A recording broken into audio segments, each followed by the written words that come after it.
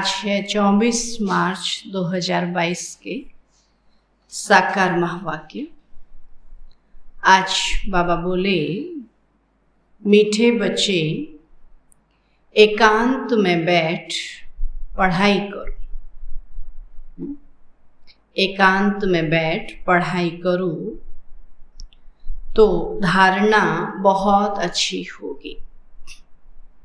एकांत में बैठ पढ़ाई करो तो धारणा बहुत अच्छी होगी। सवेरे सवेरे उठकर विचार सागर मंथन करने की आदत डालो। सवेरे सवेरे जो भी ज्ञान सुनते हैं बाबा कहते उसको मनन चिंतन करो, मंथन करो। सवेरे सवेरे उठकर विचार सागर मंथन करने की आदत डालो। प्रश्न है, फुल पास होना है तो कौन से ख्याल आने चाहिए? फुल पास होना है तो कौन से ख्याल आने चाहिए, कौन से नहीं आने चाहिए? फुल पास होना है तो कौन से ख्याल आने चाहिए और कौन से ख्याल नहीं आने चाहिए? उत्तर है, फुल पास होने के लिए, फुल पास होने के लिए सदा यही ख्याल रहे कि हमें रात दिन खूब मेहनत करके पढ़ना है,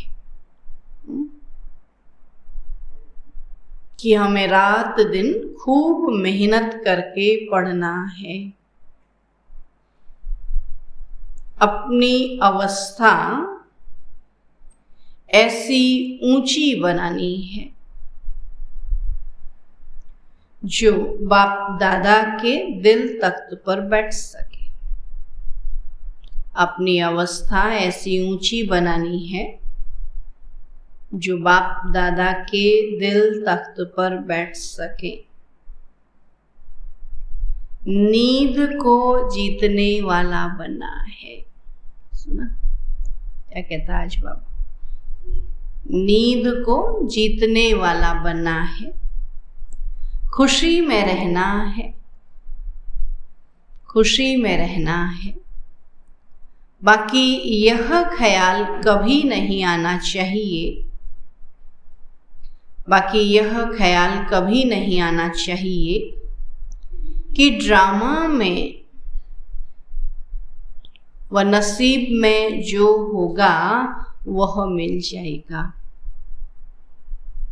ड्रामा में व नसीब में जो होगा वह मिल जाएगा।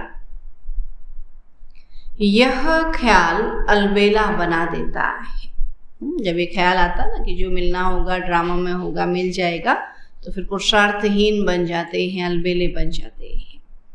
गीत है, तुम्हें पाके हमने जहां पा लिया, जमी तो जमी आसमां पा लिया। ओम शांति। बच्चों ने गीत का अर्थ समझा तो बेहद के बाप से अभी हमको बेहद का वर्षा मिल रहा है। तो बच्चे बाप से फिर विश्व के स्वराज्य का वर्षा पा रहे हैं। कल्प पहले भी पाया था और अभी फिर से पा रहे हैं। जिस विश्व की बादशाही को तुमसे कोई छीन न सके ना, जो पढ़ाई से वर्षा मिलेगा उसे बाबा कहते कोई भी छीन नहीं सकता। तो तुम सारे विश्व के मालिक बनते हो, वहां कोई हदें नहीं रही। एक बाप से तुम एक ही राजधानी लेते हो, जो एक ही महाराजा महारानी राज्य चलाते हैं। यहाँ तो अनेक वजीर चलाते हैं ना, बाबा कहते वहाँ एक ही महाराजा महारानी एक ही राजधानी चलाते हैं ना। और एक बाप फिर एक राजधानी जिसमें कोई पार्टीशन नहीं, कोई लड़ाई झगड़ा नहीं, कोई बंटवारा पार्टीशन नहीं। तो तुम जानते हो भारत में एक ही महाराजा महारानी लक्ष्मी नारायण की राजधानी थी।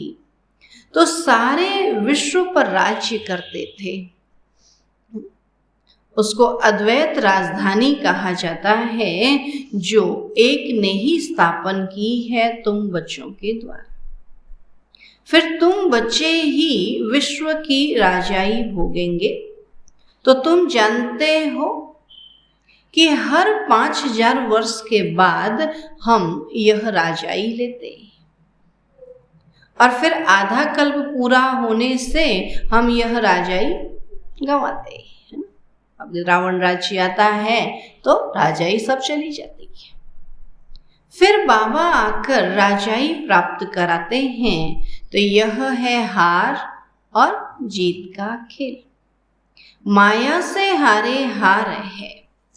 तो फिर श्रीमत से तुम रावण पर जीत पाते हो, तो तुम्हारे में भी कोई बिल्कुल अनन्य निश्चय बुद्धि है, जिनको सदैव खुशी रहती है। बहुत अच्छे पक्के हैं, बाबा के बहुत लाडले हैं, अनन्य हैं, है ना।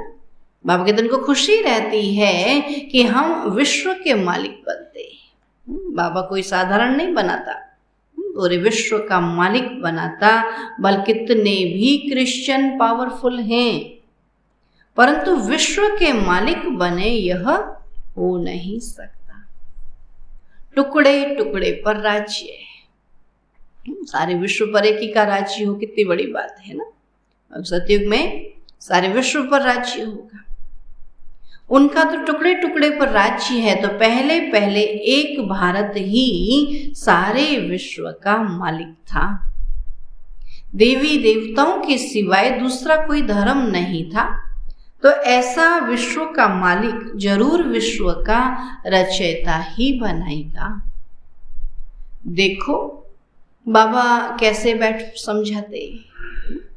बच्चे साधारण रीति बैठे हैं और इतनी ऊंची पढ़ाई बाबा पढ़ा रहे हैं, तो कैसे बैठ समझाते हैं। तो तुम भी समझा सकते हो। जब बाबा हमको समझा सकते तो बाबा कहते हैं हमको औरों को समझाना है, और बाबा की रीति समझा सकते। तो भारतवासी विश्व के मालिक थे जरूर। विश्व के रचयिता से ही वर्षा मिला होगा। और फिर जब राजाई गंवाते हैं, दुखी होते हैं, तो बाप को याद करते हैं। तो भक्ति मार्ग में ही भगवान को याद करने का मार्ग। बाबा कहते भक्ति मार्ग है ही भगवान को याद करने का मार्ग, है ना। उसमें करना क्या, उसको याद करते, उसको जानते नहीं। तो कितने प्रकारों से भक्ति, दान, पुण्य, जप, तप आदि करते हैं। कितने वैरायटी प्रकार की भक्ति है ना। इस पढ़ाई से जो तुमको राजाई मिलती है, वह पूरी होने से फिर तुम भगत बन जाते हो। तो लक्ष्मी नारायण को भगवान भगवती कहते हैं, क्योंकि भगवान से राजाई ली है ना। परंतु बाबा कहते हैं उनको भी तुम भगवान भगवती नहीं कह सकते हो। लक्ष्मी नारायण भी बाबा कहते देवी देवता हैं, भाग्यवान हैं, उनको भी भगवान भगवती नहीं कह सकते हो। इनको यह राजधानी जरूर स्वर्ग के रचयिता ने दी होगी, परंतु कैसे दी यह कोई नहीं जानते। तो तुम सब बाप के अथवा भगवान के बच्चे हो, तो अभी बाप सबको राजाई नहीं देंगे।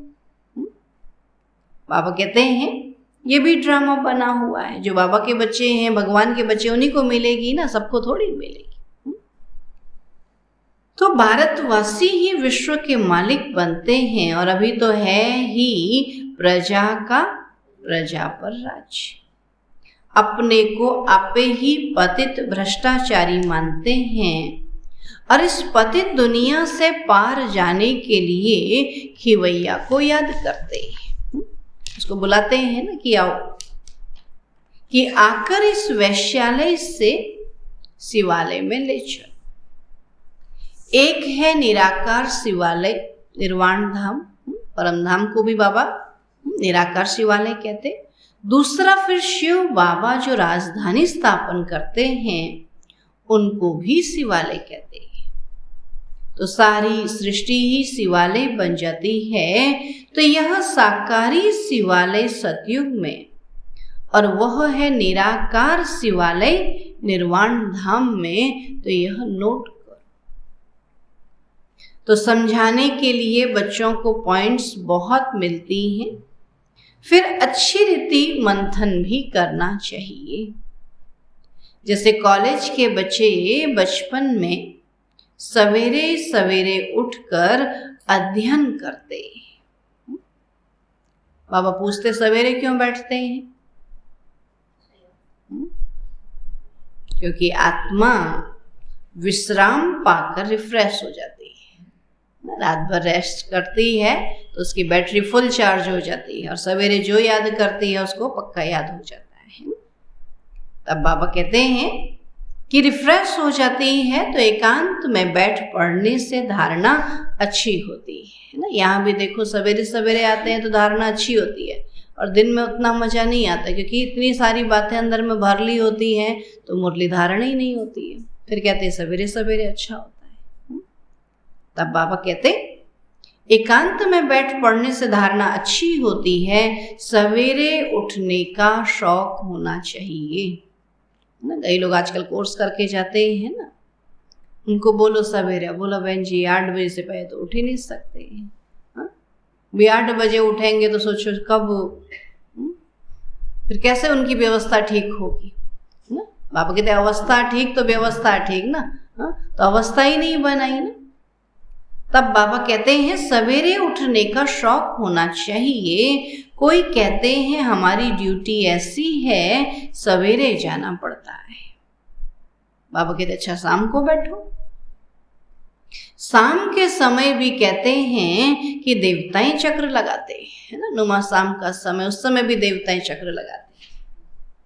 तो क्वीन विक्टोरिया का वजीर रात को बाहर बत्ती के नीचे जाकर पढ़ता था, मेहनत करता था ना अपने ऊपर। बहुत गरीब था, पढ़कर वजीर बन गया। तो सारा मदार पढ़ाई पर है। तो तुमको तो पढ़ाने वाला परम पिता परमात्मा है। तुमको यह ब्रह्मा नहीं पढ़ाता है। बाबा कहते कौन पढ़ाता? शिव बाबा। तो तुमको ये ब्रह्मा नहीं पढ़ाता, न श्री कृष्ण पढ़ाता। तो निराकार ज्ञान का सागर पढ़ाते हैं। तो उनको ही रचना के आदि मध्य अंत का ज्ञान है। तो सतयुग आदि, बाबा के सतयुग त्रेता आदि, फिर त्रेता का अंत द्वापर की आदि, उनको मध्य कहा जाता है। जो त्रेता का अंत होगा और द्वापर की आदि होगी उसको मध्य कहा जाएगा। तो ये सब बातें बाबा समझाते हैं। ब्रह्मा सो विष्णु बन 84 जन्म भोगते और फिर ब्रह्मा बनते। अब कहते विष्णु बन करके 84 जन्म भोगने के बाद फिर ब्रह्मा बनते। तो ब्रह्मा ने 84 जन्म लिए या लक्ष्मी नारायण ने 84 जन्म लिए?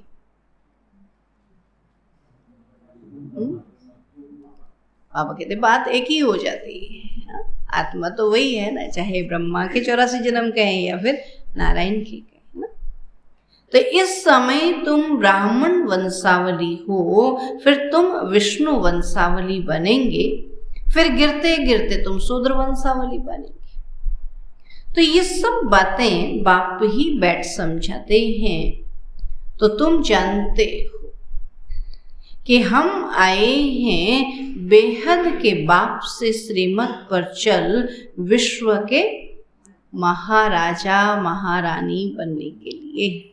ये तो पता है ना, पढ़ने वाले को पता होता है ना मुझे क्या बनना पढ़ लिख करके। तो प्रजा भी विश्व की मालिक ठहरी। तो इस पढ़ाई में बड़ी होशियारी चाहिए। जितना पढ़ेंगे पढ़ाएंगे उतना ऊंच पद पाएंगे। तो यह बेहद की पढ़ाई है और सबको पढ़ना है। सब एक से ही पढ़ते हैं। फिर नंबरवार कोई तो अच्छी धारणा करते हैं और कोई को जरा भी धारणा नहीं होती। तो नंबरवार सब चाहिए। तो राजाओं के आगे दास दासियां भी चाहिए। बाबा के नंबरवार नहीं पढ़ेंगे तो फिर क्या बनेंगे? दास दासियां। फिर दास दासियां भी चाहिए। जो कम पढ़ते हैं बाबा के दास दासी बनते हैं। तो राजाओं के आगे दास दासियां भी चाहिए, और दास दासियां तो महलों में रहते हैं, प्रजा तो बाहर रहती है।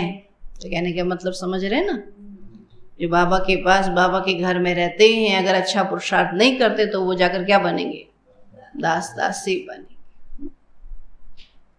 वहां महल बहुत बड़े बड़े होते हैं, जमीन बहुत है, मनुष्य थोड़े, अनाज भी बहुत होता है, सब कामनाएं पूर्ण हो जाती हैं, तो पैसे के लिए कभी दुखी नहीं होते है ना। यहाँ तो बहुत दुखी होते हैं ना, वहां बाबा कहते पैसे के लिए कभी दुखी नहीं होते। पैराडाइज नाम कितना ऊंचा है। एक की मत पर चलने से तुम विश्व के मालिक बन जाते हो। वहां कहेंगे सतयुगी सूर्यवंशी लक्ष्मी नारायण का राज्य, फिर बच्चे गद्दी पर बैठेंगे तो उनकी माला बनती है। तो 8 पास विद ऑनर्स होते हैं, जो सम्मान सहित पास होंगे वो केवल 8 होंगे। नवरत्नों की अंगूठी भी पहनते हैं, बीच में है बाबा।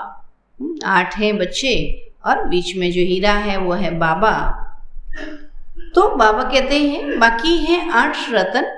9 रत्नों की अंगूठी बहुत पहनते हैं, तो यह देवताओं की निशानी समझते हैं। अर्थ तो समझते ही नहीं कि वो 9 रत्न कौन थे। हम भी ये 9 रत्न बन सकते हैं, ये तो समझते ही नहीं। माला भी 9 रत्न की बनती है। क्रिश्चियन लोग बाह में माला डालते हैं ना, यहाँ भी कई लोग बांधते हैं, माला डालते हैं। 8 रत्न और ऊपर फूल होता है, तो यह है मुक्ति वालों की माला। वो तो मुक्ति में सब गए ना, उनकी माला उनके धर्म के महान आत्माएं है ना। हर धर्म वाले माला पहन पकड़ते हैं, आपने देखा होगा। अपने सनातन देवी देवता धर्म में भी दिखाते हैं माला, तो बौद्ध धर्म में भी दिखाते हैं, तो क्रिश्चियन में भी दिखाते हैं, तो इस्लामी लोग भी पहनते हैं, और उधर आपने देखा होगा सिख धर्म में भी पहनते हैं। तो हर धर्म वाले अपने अपने धर्म की महान आत्माओं का सिमरन करते हैं। तब बाबा कहते हैं कि वह लोग भी माला पहनते हैं, तो वो माला है मुक्ति वालों की। जीवन मुक्ति अथवा प्रवृत्ति मार्ग वालों की माला में फूल के साथ युगल दाना भी जरूर होगा। सुना, जो सत्युगी आत्माओं की माला है बाबा के, तो उनके साथ फूल और युगल दाना होगा। तो अर्थ भी समझाना है ना। फूल है शिव बाबा और युगल दाना है, बाबा कहते उसको मेरू कहते हैं, ब्रह्मा सरस्वती का प्रतीक है। शायद वह पोप की भी नंबरवार माला बनाते हों, इस माला का तो उनको मालूम ही नहीं। वास्तव में माला तो यही है जो सभी फेरते। तो शिव बाबा और तुम बच्चे जो मेहनत करते हो, अब अगर तुम किसी को भी बैठ समझाओ तो माला किसकी बनी हुई है तो झट समझ जाएंगे, है ना। लेकिन वो लोग तो मानेंगे नहीं कि हम इस धर्म की आत्माओं को, या वो तो अपने धर्म की आत्माओं को समझेंगे। तो तुम्हारा प्रोजेक्टर विलायत तक भी जाएगा, फिर समझाने वाली जोड़ी भी चाहिए। ऐसे बहुत सारे थे ना वहाँ समझाने के लिए, जयंती दीदी और जानकी दादी सुनाती थी और जयंती दीदी ट्रांसलेशन देती थी। तो जोड़ी भी चाहिए। रमेश भाई और उषा बहन भी गए, ऐसी जोड़ी भी वहाँ पर है। युगल चले तो शायद युगलों को जल्दी समझ में आ जाता है। तो बाबा कहते जोड़ी भी चाहिए ना, तो समझेंगे। ये तो प्रवृत्ति मार्ग है, ऐसे कई हैं गृहस्थ मार्ग में चलने वाले और ज्ञान सुनाने वाले। तो बाबा का परिचय सबको देना। अकेला चलता है तो कई बार बोल देते हैं तो घर तोड़ते हैं, और दोनों चलते हैं तो कहते हैं हाँ ये तो बहुत अच्छा परिवार है। तो दोनों चलने में बाबा कहते हैं सेवा की प्रत्यक्षता होती है, और अकेला अकेला चलने में मुश्किल हो जाती है। जब माताएं चलते बोलते तो माताओं को ही सुनाते हैं, भाई चलेंगे तो बोलेंगे तो भाइयों को ही सुनाते हैं। इसलिए बाबा ने कहा जोड़ी चाहिए, युगल चाहिए। तो बाप का परिचय सबको देना है और सृष्टि चक्र को भी जानना है, और जो चक्र को नहीं जानते हैं तो उन्हें क्या कहेंगे। तो सतयुग में तुम सर्वगुण संपन्न 16 कला संपूर्ण थे, अभी फिर बनते हो तो तुम यह पढ़ाई पढ़कर इतने ऊंच बने हो। राधे कृष्ण अलग अलग राजधानी के थे, तो स्वयंवर के बाद नाम लक्ष्मी नारायण पड़ा। जो बचपन में राधे कृष्ण, वही स्वयंवर के बाद लक्ष्मी नारायण। तो लक्ष्मी नारायण का कोई बचपन का चित्र नहीं दिखाते ना, राधे कृष्ण का कोई युवापन का चित्र नहीं है, तो लक्ष्मी नारायण का बचपन का नहीं। तो सतयुग में तो किसी की स्त्री अकाले मरती नहीं, सब पूरे टाइम पर शरीर छोड़ते हैं, तो रोने की दरकार ही नहीं है। नाम ही है पैराडाइज। तो इस समय यह अमेरिका, रसिया आदि जो भी है, सब में है माया का भपका। बहुत शो है। ये एरोप्लेन, ये मोटरें आदि सब बाबा के होते ही निकली हैं। 100 वर्ष में यह सब हुए, क्योंकि संगम युग 100 वर्ष का। इसी समय बाबा के सतयुग की तैयारी हो रही है ना, तो कलयुग का विनाश की भी तैयारी हो रही है। तो ये 100 वर्ष में सब हुए हैं, और यह है मृग तृष्णा मिसल राज्य। इनको माया का पोंप कहा जाता है। बहुत मायावी शो है, दिखावा है ना। साइंस का पिछाड़ी का भपका है अल्पकाल के लिए, तो ये सब खत्म हो जाएंगे, फिर स्वर्ग में काम आएंगे। तो माया के पोंप से खुशी भी मनाएंगे तो विनाश भी होगा। आज देखो, इन्हीं साधनों से खुशी भी मनाते हैं, तो इसी साधनों से विनाश भी। अभी तुम श्रीमत से राजाई ले रहे हो, और वह राजाई हमसे कोई भी छीन नहीं सकता। वहां कोई उपद्रव नहीं होगा। सतयुग में कोई उपद्रव नहीं होगा, क्योंकि वहां माया ही नहीं। तो बाबा समझाते हैं, बच्चे अच्छी तरह पढ़ो। अच्छी तरह पढ़ो माना जागृत होकर पढ़ो। तो पढ़ते पढ़ते क्या होता है, नींद आ जाती है। वो चुटकुला दिखाते हैं ना, वो बच्चे से पूछते हैं सबसे ज्यादा नशा किसमें होता है, वो कहते हैं किताब में। उन्हें कैसे, मतलब किताब खोलते ही नींद आ जाती, जैसे यहाँ मुरली सुनते ही ऐसा लगता है लोरी सुनाते हैं, नहीं। तो बाबा क्या कहते हैं कि पढ़ाई क्या करो, अच्छी तरह पढ़ो।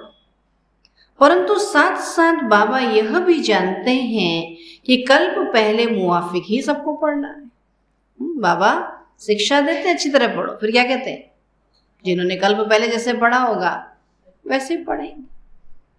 जो सीन कल्प पहले चली है वही अब चल रही है। तो नर्क को स्वर्ग बनाने का कल्याणकारी पाठ कल्प पहले मुआफिक ही चल रहा है। बाकी जो इस धर्म का नहीं होगा उसको यह ज्ञान बुद्धि में बैठेगा ही नहीं। बाप टीचर है तो बच्चों को भी टीचर बनना पड़े। बाप बहुत अच्छा, और टीचर, बाबा कहते बच्चे अच्छे टीचर नहीं होंगे तो क्या कहेंगे। दुनिया में भी होता है ना, जिनके माँ बाप टीचर होते हैं और उनके बच्चे फेल होते हैं, तो माँ बाप क्या कहते हैं, हमको शर्म हो गई कि हम दूसरे के बच्चों को कैसे शिक्षा दें, हमारा खुद का बच्चा फेल हो गया, है ना। तो बाबा कहते यहाँ भी हमारा बाप टीचर है तो हम बच्चों को भी टीचर बनना पड़े। और विलायत तक यह पढ़ाने के लिए बच्चे गए। इंटरप्रेटर भी साथ में होशियार चाहिए, मेहनत तो करनी चाहिए, है ना। जो बाबा कहते ट्रांसलेशन देते हैं ना, वो भी होशियार चाहिए। पता चला सुनाने वाला कुछ सुना रहा है और वो उसका ट्रांसलेशन कुछ और ही दे रहा है ना। दादी जान की बड़ा अटेंशन, बोला नहीं मैंने ऐसा नहीं बोला। भले अंग्रेजी बोल नहीं पाते लेकिन समझ तो थी ना कि मैं ये बोल रही हूँ। तो कई बार बोलते थे नहीं मैं करेक्शन करो, ऐसा नहीं कहा मैंने, है ना। तो कई बार अंग्रेजी में एकदम से वर्ड नहीं मिल पाते हैं तो उसको दूसरा वर्ड कर देते, तो बोला नहीं, है ना। तब बाबा ने कहा मेहनत करनी है, अच्छे अनुवादक चाहिए ना। तो तुम ईश्वरीय बच्चों की चलन बहुत ऊंची चाहिए, और सतयुग में चलन होती ही ऊंची और रॉयल है। बाबा कहते यहाँ तुम बच्चों की चलन बहुत रॉयल होनी चाहिए। यहाँ तो तुमको बकरी से शेरनी, बंदर से देवता बनाया जाता है ना। इसलिए हनुमान जी को फिर क्या कह देते हैं? देवता कहते। बाबा कहते बकरी से शेरनी, बंदर से देवता बनाया जाता है। तो हर बात में निरअहंकारी बना चाहिए। बंदर को बहुत अहंकार होता है ना। बाबा कहते बंदर जैसा अहंकार नहीं दिखाना, बहुत निरअहंकारी बना चाहिए। अपने अहंकार को तोड़ना चाहिए। याद रखना चाहिए जैसा कर्म हम करेंगे हमको देख और करेंगे। अपने हाथ से बर्तन साफ करेंगे तो सब कहेंगे कितने निरअहंकारी। सब कुछ हाथ से करते हैं तो और ही जास्ती मान होगा। अब कहाँ अहंकार आने से दिल से उतर जाते हैं। जब तक ऊंची अवस्था नहीं बनी तो दिल पर नहीं चढ़ेंगे। तो तख्तों पर कैसे बैठेंगे? जब अभी किसी के दिल पर नहीं चढ़ेंगे तो तख्तों पर बैठेंगे? राजा किसको बनाते हैं? जो सबके दिल। देखो अभी हारने के बाद भी राजा बना दिया तो ये है दिल पर चढ़ना, है ना। तब बाबा क्या कहता कि अगर यही दिल पर नहीं चढ़ेंगे तो सतयुग के तख्तों में कैसे बैठेंगे? तब बाबा कहते हैं जब तक ऊंची अवस्था नहीं बनी तो दिल पर नहीं चढ़ेंगे तो तख्त पर बैठेंगे कैसे? नंबरवार मर्तबे तो होते हैं ना। जिनके पास बहुत धन है तो फर्स्ट क्लास महल बनाते हैं और गरीब झोपड़ी बनाएंगे। तो इस कारण अच्छी तरह से पढ़कर फुल पास हो, अच्छा पद पाना चाहिए ना। भले पैसा नहीं है लेकिन पढ़ना तो अपने हाथ में है ना। बाबा कहते ये पढ़ाई पैसे से नहीं की जाती, ये पढ़ाई तो मेहनत से की। बाबा ने कहा ना वजीर ने रात में बैठ करके पढ़ा और वजीर बन गया। तो पढ़ना तो अपने हाथ में है ना। तो ऐसे नहीं कि जो ड्रामा में होगा अथवा जो नसीब में होगा। तो यह ख्याल आने से ही नापास हो जाएंगे। नसीब को बढ़ाना है, खाली नसीब कह के छोड़ नहीं देना। अपना नसीब अपने हाथ में है ना, अपना नसीब बढ़ाना है। रात दिन खूब मेहनत कर पढ़ना है, नींद को जीतने वाला बनना है। रात को विचार सागर मंथन करने से तुमको बहुत मजा आएगा। बाबा को कोई बतलाते ही नहीं है कि बाबा हम ऐसे विचार सागर मंथन करते हैं। तो बाबा समझते हैं कि कोई उठता ही नहीं है। हाँ, क्या कहता बाबा? अगर रात को उठते विचार सागर मंथन करते तो बाबा को बताते ना। हाँ, रात को बिस्तर में गए तो गए। हाँ, तो बाबा के शायद कोई उठता ही नहीं है, शायद इनका ही पार्ट है विचार सागर मंथन करने का। तो नंबर 1 बच्चा तो यही है ना। तो बाबा अनुभव बताते हैं कि उठकर याद में बैठो। ऐसे ऐसे ख्याल किए जाते हैं। यह सृष्टि का चक्र कैसे फिरता है। ऊंचे ते ऊंचा बाबा है, फिर सूक्ष्म वतनवासी ब्रह्मा विष्णु शंकर। फिर ब्रह्मा क्या है, विष्णु क्या है, ऐसे ऐसे विचार सागर मंथन करना चाहिए। सुना, 3 देवताओं के लिए सबका विचार सागर मंथन चलता है ना। जब ब्रह्मा को तो देख रहे हैं और विष्णु तो 4 हाथ वाला बाबा कहते होता नहीं है, और शंकर जी जैसा रूप बनाया है ऐसा तो कोई व्यक्ति ही नहीं है। तो फिर ये क्या है? इसके लिए बाबा कहते अपना विचार सागर मंथन करना चाहिए। ये स्वरूप बनाया है तो किसका है, क्यों है ना। क्योंकि तेरी मूर्ति का चित्र समझाने में बहुत मेहनत होती है। ब्रह्मा बाबा के बारे में तो सब सुना देते हैं, है ना। अब जब शंकर जी के बारे में बोले, इनके बारे में क्या बताएं? जब कोई व्यक्ति विशेष है ही नहीं, एक पद का नाम है। शंकर जी बाबा कहते हैं ना उनका कोई पार्ट नहीं है, कोई विनाश तो नेचुरल होता है, फिर क्या बताएं।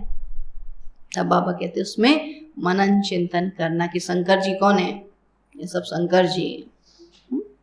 तो शंकर जी को कैसे रहना है, न अंगा, बिना अंग का, अशरीरी, देह भान से परे, कि मैं आत्मा हूँ, ऐसे समझ करके याद करना है। तो उसका स्वरूप शंकर जी को दिखाया है ना। माथे पर गंगा जी भी होनी चाहिए।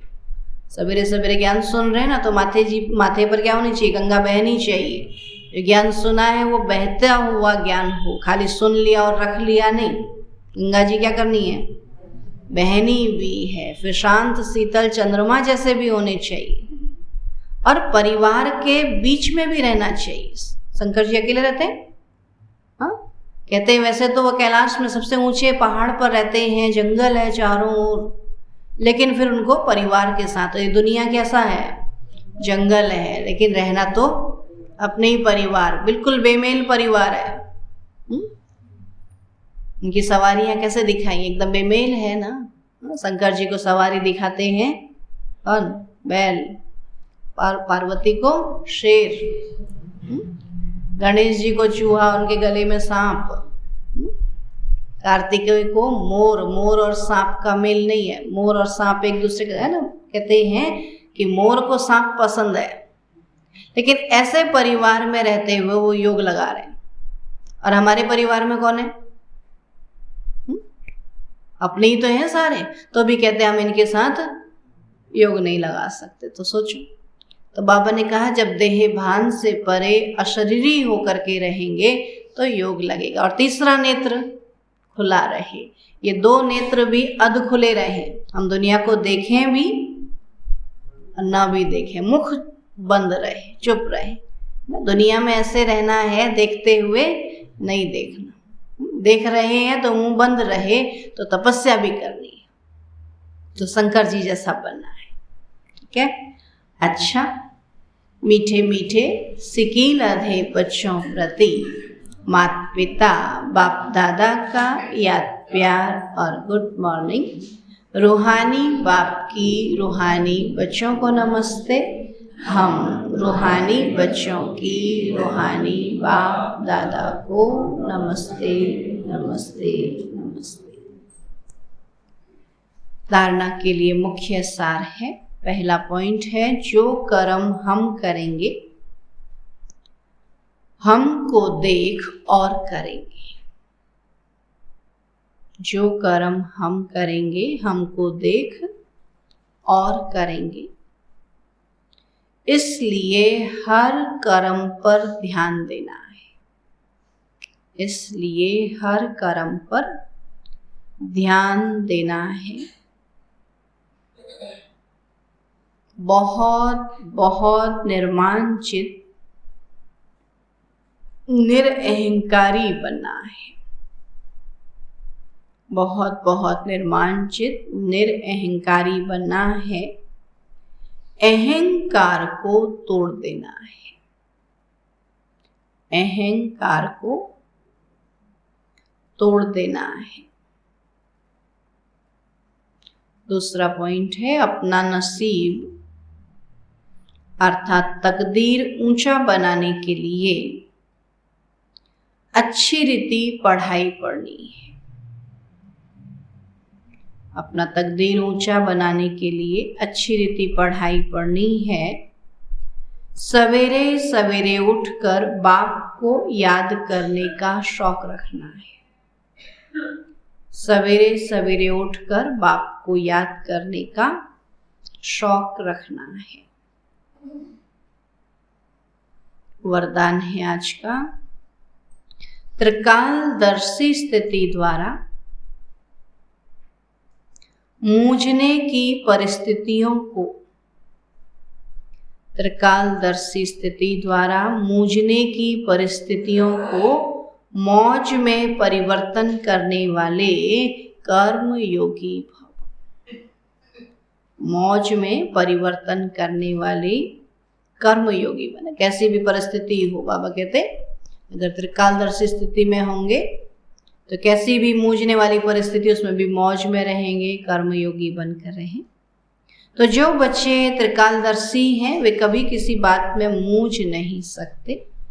क्योंकि उनके सामने तीनों काल क्लियर है। जब मंजिल और रास्ता क्लियर होता है तो कोई मूंझता नहीं। त्रिकालदर्शी आत्माएं कभी कोई बात में सिवाय मौज के और कोई अनुभव नहीं करती, चाहे परिस्थिति मुझाने की हो, लेकिन ब्राह्मण आत्मा उसे भी मौज में बदल देगी, क्योंकि अनगिनत बार वह पाठ बजाया है। यह स्मृति कर्म योगी बना देती है और वह हर काम मौज से करते हैं। स्लोगन है, सर्व का सम्मान प्राप्त करना है तो हर एक को सम्मान दो। सर्व का सम्मान प्राप्त करना है तो हर एक को सम्मान दो। अच्छा, ओम शांति। आज का अव्यक्त इशारा है, हर कार्य करते हुए, पाठ बजाते हुए स्वयं को न्यारी अवस्था में